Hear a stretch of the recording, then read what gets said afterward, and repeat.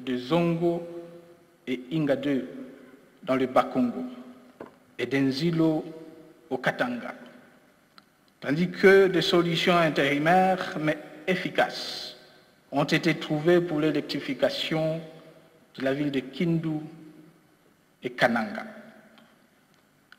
S'agissant des hydrocarbures, de nombreuses actions ont été entreprises en vue d'assurer une meilleure maîtrise de ces secteurs. Dans cette optique, 2 commissions ont été mises en place pour élaborer le code pétrolier et vérifier le niveau réel de production du brut congolais.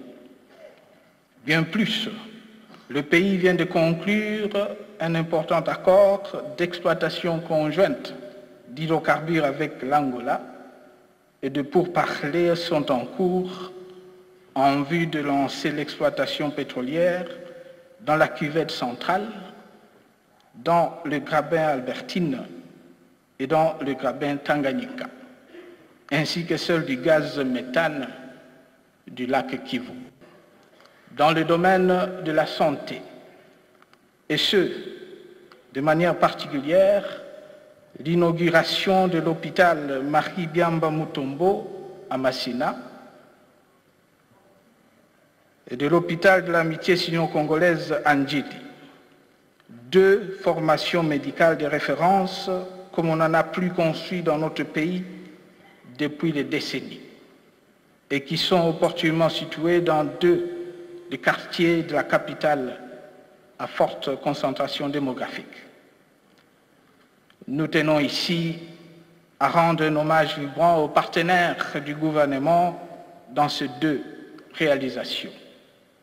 Il s'agit de notre compatriote Mutombo Dikembe, dont nous recommandons l'exemple à d'autres membres de la diaspora congolaise pour son patriotisme et sa générosité.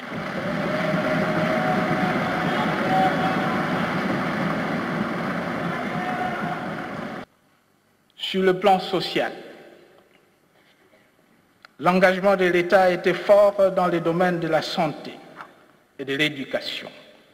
En témoigne la promulgation du statut spécifique de médecin, les campagnes de lutte contre les maladies endémiques et celles sexuellement transmissibles, notamment le VIH-Sida, la révalorisation progressive de la fonction enseignante et la restauration de bourses d'études aux étudiants finalistes de l'enseignement supérieur et universitaire du secteur public.